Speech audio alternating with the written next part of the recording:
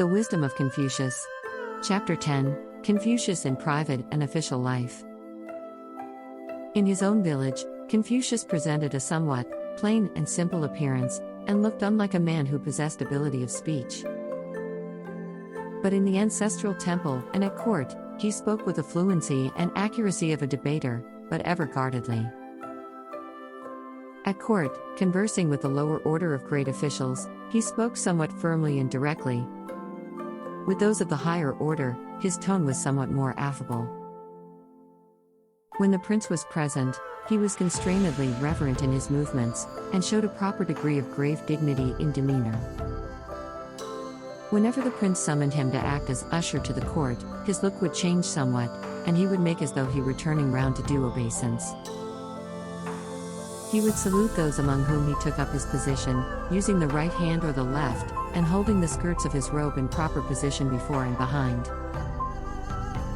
He would make his approaches with quick step, and with elbows evenly bent outwards. When the visitor withdrew, he would not fail to report the execution of his commands, with the words, "The visitor no longer looks back." When he entered the palace gate, it was with the body somewhat bent forward, almost as though he could not be admitted. When he stood still, this would never happen in the middle of the gateway, nor when moving about would he ever tread on the threshold. When passing the throne, his look would change somewhat, he would turn aside and make a sort of obeisance, and the words he spoke seemed as though he were deficient in utterance. On going up the steps to the audience chamber, he would gather up with both hands the ends of his robe, and walk with his body bent somewhat forward, holding back his breath like one in whom respiration has ceased. On coming out, after descending one step, his countenance would relax and assume an appearance of satisfaction.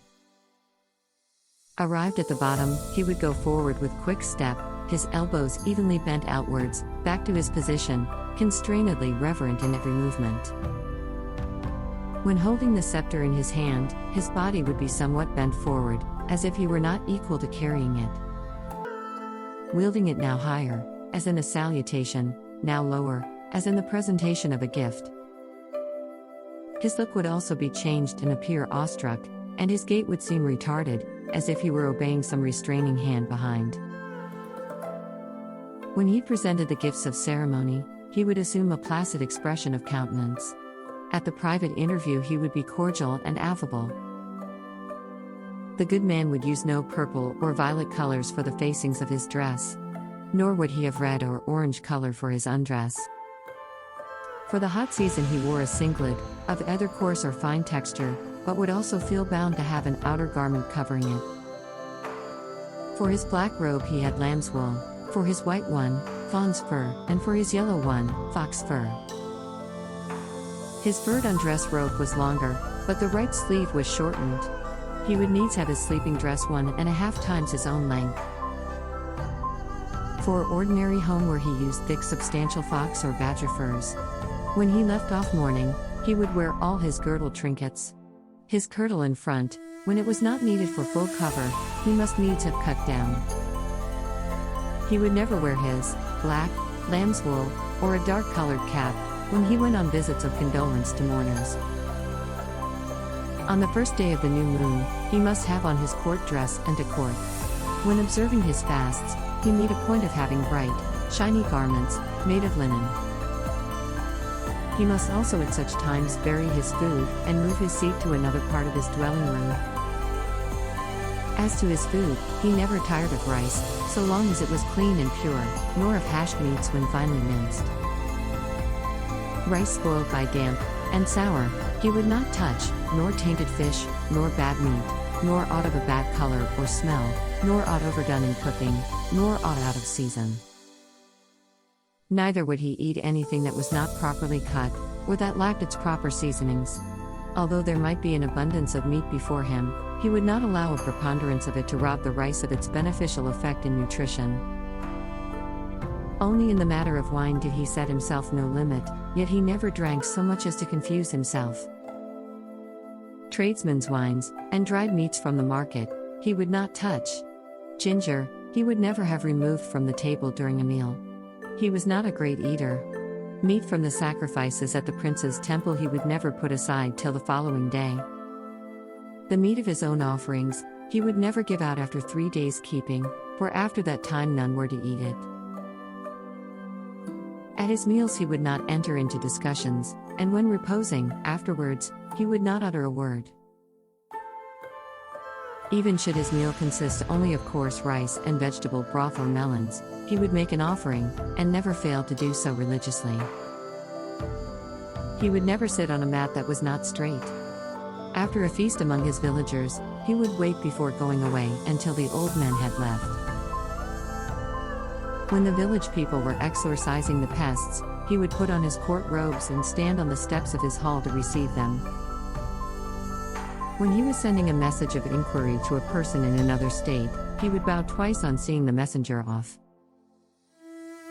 Qi Kang once sent him a present of some medicine. He bowed and received it, but remarked, "Until I am quite sure of its properties, I must not venture to taste it." Once when the stabling was destroyed by fire, he withdrew from the court and asked, "Is any person injured?" without inquiring as to the horses. Whenever the prince sent him a present of food, he was particular to set his mat in proper order, and would be the first one to taste it. If the prince's present was one of raw meat, he must needs have it cooked, and make an oblation of it. If the gift were a live animal, he would be sure to keep it and care for it. When he was in waiting, and at a meal with the prince would make the offering, and he, the master, was the pregustator. When unwell, and the prince came to see him, he would arrange his position so that his head inclined towards the east, would put over him his court robes, and draw his girdle across them. When summoned by order of the prince, he would start off without waiting for his horses to be put to. On his entry into the grand temple, he inquired about everything connected with its usages. If a friend died, and there were no near relatives to take him to, he would say, "Let him be buried from my house." For a friend's gift, unless it consisted of meat that had been offered in sacrifice, he would not bow, even if it were a carriage and horses. In repose he did not lie like one dead. In his home life, he was not formal in his manner. Whenever he met with a person in mourning, even though it were a familiar acquaintance, he would be certain to change his manner. And when he met with anyone in full dress cap, or with any blind person, he would also unfailingly put on a different look, even though he were himself an undress at the time. In saluting any person wearing mourning, he would bow forwards towards the front bar of his carriage. In the same manner he would also salute the bearer of a census register. When a sumptuous banquet was spread before him, a different expression would be sure to appear in his features, and he would rise up from his seat. At a sudden thunderclap, or when the wind grew furious, his look would also invariably be changed. On getting into his car, he would never fail, first, to stand up erect, holding on by the strap.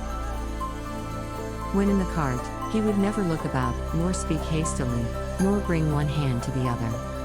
Let one but make a movement in his face, and the bird will rise and seek some safer place. Apropos of this, he said, "Here is a hen pheasant from Shanliang, and in season." And in season. After Tuzlu had got it prepared, he smelt it thrice, and then rose up from the seat.